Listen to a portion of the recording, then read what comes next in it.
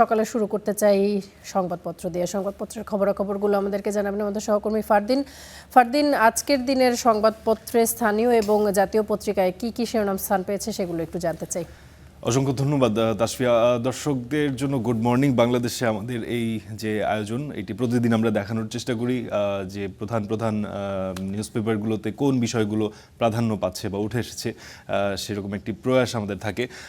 আজকের দিনের কোন কোন খবরগুলো পত্রিকার প্রথম পাতায় স্থান পেয়েছে সেই ব্যাপারগুলো নিয়ে একটু আলোচনা করব। দর্শকদের যদি প্রথমে একটু দেখাই, আমরা একটু প্রথম আলোর দিকে চোখ রাখতে চাই। প্রথম আলো সর্বপ্রথম যেটি আমরা দেখতে পাচ্ছি, তেল স্থাপনায় হামলা, যেটি আজকে মোটামুটি গতকাল থেকেই সর্বোচ্চ গুরুত্ব পেয়েছে এই সংবাদটি। তেল স্থাপনায় হামলা, তেহরানের সড়কের পাশে আগুনের নদী, যেটি আমরা দেখেছি তেলের প্রধান একটি ডিপো যেটি তেহরানের, সেখানে কিন্তু হামলা হয়েছে ইসরায়েলের পক্ষ থেকে, এবং প্রায় আশেপাশের যে রাস্তাঘাট সেখানেও কিন্তু তেল ছড়িয়ে আগুনের মতো একটি, যেমনটি দেখা যায় লাভার মতো অবস্থা কিন্তু সেখানে সৃষ্টি হয়েছে। সেই জিনিসটি প্রথম আলো বেশ বড় করে স্থান দিয়েছে তাদের পাতায়। এর সাথে এসেছে শহীদ ওসমান হাদি হত্যা। এই ব্যাপারটিও খুব, যেহেতু শহীদ ওসমান হাদির ব্যাপারটি খুব চাঞ্চল্যকর একটি ঘটনা, বাংলাদেশ জুড়ে প্রচুর আলোচিত। তো এইটি কিন্তু একটি বড় সংবাদ। শহীদ ওসমান হাদি হত্যা, প্রধান আসামি ফয়সাল সহ দুজনকে ভারত থেকে ফিরিয়ে আনার প্রক্রিয়া কিন্তু শুরু। এটি নিয়ে প্রথম আলো একটি নিউজ করেছে।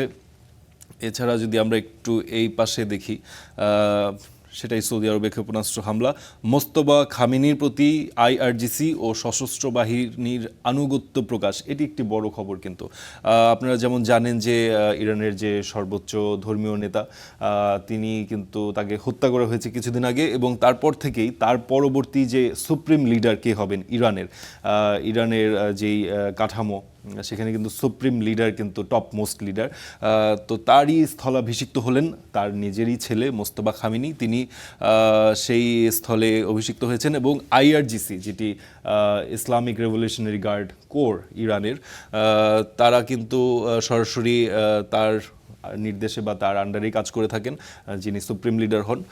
তো এই আইআরজিসি এবং সশস্ত্র বাহিনী তার প্রতি আনুগত্য প্রকাশ করেছে, সেই বিষয়টি উঠে এসেছে প্রথম আলোর প্রথম পৃষ্ঠায়। এছাড়া আছে লন্ডনে পৌঁছেই হাইকমিশনার প্রত্যাহারের ঘোষণা, নজিরবিহীন পররাষ্ট্র উপদেষ্টার যেই ঘোষণা, সেটি এক ধরনের বিস্ময় সৃষ্টি করেছে, সেটি উঠে এসেছে। এছাড়াও আমরা দেখতে পাচ্ছি খেলার দিকে যদি একটু আমরা তাকাই, টি-20 বিশ্বকাপের প্রসঙ্গটি অবশ্যই উঠে এসেছে। দর্শক, আপনারা জানেন গতকালকে টি-20 বিশ্বকাপের ফাইনাল অনুষ্ঠিত হয়েছে, ভারত এবং নিউজিল্যান্ডের মধ্যকার যে ফাইনাল, সেই বিষয়টি এখানে এসেছে। এক ট্রফিতেই ভারতের 3 ইতিহাস।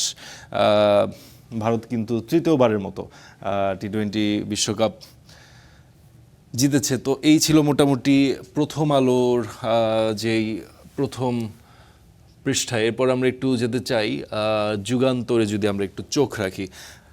যুগান্তর প্রধান যে নিউজটি করেছে, ইরানে যুক্তরাষ্ট্র ইসরায়েলের যৌথ হামলা, এটি আসলে প্রধান সংবাদ হয়ে রয়েছে গত বেশ কয়েকদিন ধরেই। আমরা দেখছি নিউজ পেপারগুলোর পাতায় পাতায়, সেখানে যুগান্তর আমরা দেখছি যে একটি স্পেশাল টাইপের করার চেষ্টা করেছে। সৌদিতে আবাসিক ভবনে হামলায় নিহত 2,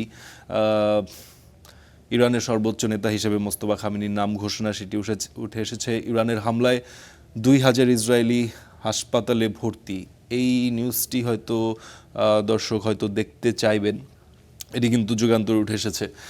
এছাড়া আমরা একটু এদিকে দেখতে পাই, বেপরোয়া হামলা চালাচ্ছে ইরান, আরব লীগ এই বিবৃতিটি দিয়েছে। ইরানের যেই হামলা, সেটি অনেকেই অনিয়ন্ত্রিত বলার চেষ্টা করছেন, কেননা মধ্যপ্রাচ্যের বিভিন্ন দেশে কিন্তু ইরানের হামলার অভিযোগ এসেছে। তো সেখান থেকে আরব লীগ এই বিবৃতিটি দিয়েছে।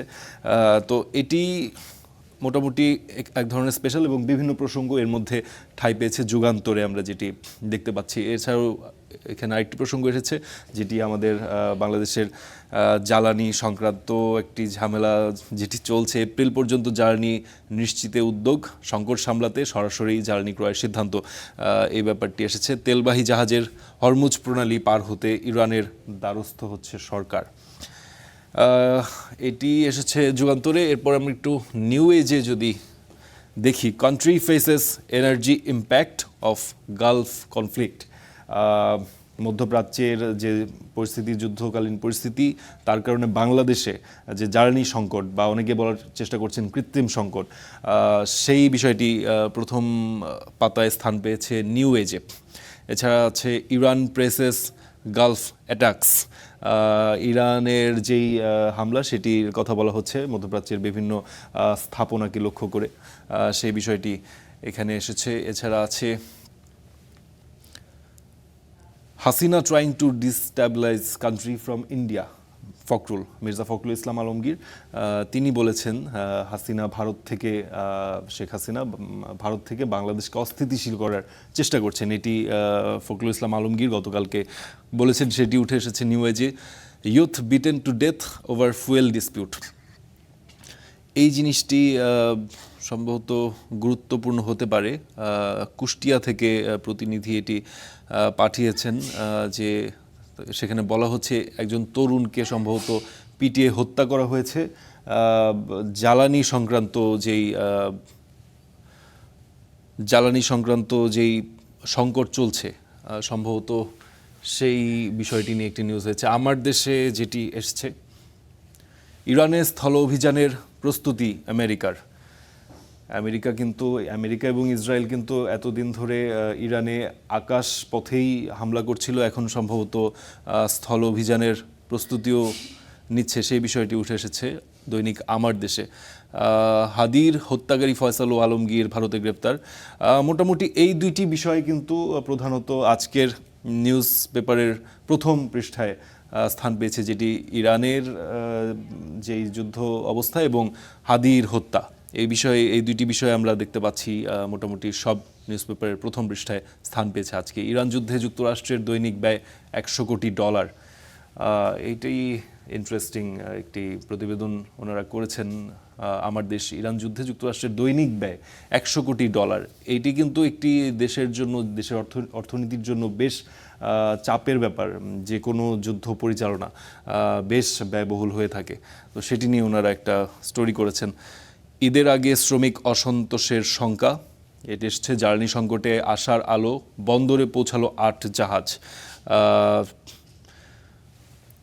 বাংলাদেশের জ্বালানি আমদানি নিয়ে অনিশ্চয়তার মধ্যে চট্টগ্রাম বন্দরে এসে পৌঁছেছে জ্বালানি নির্বাহী 8টি জাহাজ। এটি আমার দেশ করেছে, এটি হয়তো বাংলাদেশের যেই চলমান জ্বালানি সংকট সেক্ষেত্রে কিছুটা হলেও স্বস্তির খবর। এরপর আমরা যে একটু দেখি সমকালে মুস্তফা খামেনি ইরানের নতুন সর্বোচ্চ নেতা নির্বাচিত, এখানে আপনারা দেখতে পাচ্ছেন মুস্তফা খামেনির বড় একটি ছবি দ্বারা প্রকাশ করেছে। মার্কিন চাপের মুখে ইরানকে একা ছেড়ে দিচ্ছে না চীনও গতকালকে বিবৃতি দিয়েছে, আমরা যেটি খবরে দেখেছি, এবং মার্কিন চাপের মুখে ইরানকে তারা একা ছেড়ে দিচ্ছে না। তারা বেশ কিছু বোল্ড স্টেটমেন্টস দিয়েছে গতকাল ইরানকে নিয়ে, এবং তারা বলেছে যুদ্ধ বা চাপ প্রয়োগ কোনো ধরনের সমস্যার সমাধান নয়, তারা আলোচনার আহ্বান জানিয়েছে এবং ইরানের পাশে থাকার এবং ইরানের অভ্যন্তরীণ ব্যাপারগুলো ইরানের উপরেই ছেড়ে দিতে হবে, যেটি রাজনৈতিক কাঠামো আছে বা শাসন ব্যবস্থা আছে সেই বিষয়ে বাইরের হস্তক্ষেপ চীন চায় না, এটি চীন গতকালকে তাদের বিবৃতিতে বলেছে। জ্বালানি কি যুদ্ধ বন্ধের অস্ত্র হতে পারে, এটি তারা একটি স্টোরি করেছে। ওসমান হাদি হত্যায় মূল আসামি মাসুদ আলমগীর ভারতে গ্রেপ্তার, যেটি দর্শক আপনারা ইতিমধ্যেই জানেন। এই বিষয়গুলো সমকালে উঠেছে। সর্বশেষ আমরা দ্য ডেইলি স্টার একটু দেখতে চাই। দ্য ডেইলি স্টারেও Iran names Khamenei's hardline son Mostafa as new supreme leader, সেই ব্যাপারটি সর্বোচ্চ নেতার স্থলাভিষিক্ত হয়েছেন খামেনির যে পুত্র মোস্তফা খামেনি, সেটি উঠে এসেছে। এরপর fuel prices not increasing before Eid, transport minister, যোগাযোগ মন্ত্রী সম্ভবত এই বক্তব্যটি রেখেছেন যে জ্বালানির যেই দাম মূল্য সেটি কিন্তু ঈদের আগে বাড়ার কোনো সম্ভাবনা নেই, এটি এসেছে দ্য ডেইলি স্টারে। আমরা গতকালকে দেখেছি সম্ভবত প্রধানমন্ত্রী বরাত দিয়ে এই খবরটি প্রকাশিত হয়েছে যে এই ব্যাপারে আলোচনা হচ্ছিল, তবে প্রধানমন্ত্রী জ্বালানি তেল দাম যে বাড়ার যে ব্যাপারটি সেটি নাকচ করে দিয়েছেন, এটি আমরা বিভিন্ন খবরে দেখেছি। এরপর India smash records in one sided final তারা বলছে, ভারত এবং নিউজিল্যান্ডের যেই গতকালকে টি-20 বিশ্বকাপের ফাইনালটি হয়েছে, তারা সেটাকে ওয়ান সাইডেড বলছে। প্রায় 90 রানের উপরে, 96 রান সম্ভবত এই ব্যবধানে ভারত কিন্তু সেই ফাইনালটি জিতে নিয়েছে। সেই ব্যাপারটি এসেছে। আরেকটি ব্যাপার এসেছে, global crisis demand feminist lens on global governance. এটি সম্ভবত আপনারা জানেন গতকাল উইমেন্স ডে ছিল, সেটি নিয়ে সম্ভবত তার একটি স্পেশাল ফিচার করেছে। তো মোটামুটি এই ছিল। Oil prices surge 20% on supply fears as US Israeli war. মোটামুটি যেই প্রধান ব্যাপারগুলো, ইরান, ইসরায়েল এবং ইরানের চলমান যেই যুদ্ধ এবং হাদি হত্যা মামলার যে প্রধান দুই আসামি তারা ভারতে গ্রেপ্তার, এই সংক্রান্ত বিষয়গুলোই মোটামুটি স্থান পেয়েছে। আমাদের জাতীয় যে দৈনিকগুলো আছে সেই দৈনিকগুলোতে যদি আমরা প্রথম পৃষ্ঠায় চোখ বোলাই, এই ব্যাপারগুলোই আমরা দেখতে পাচ্ছি।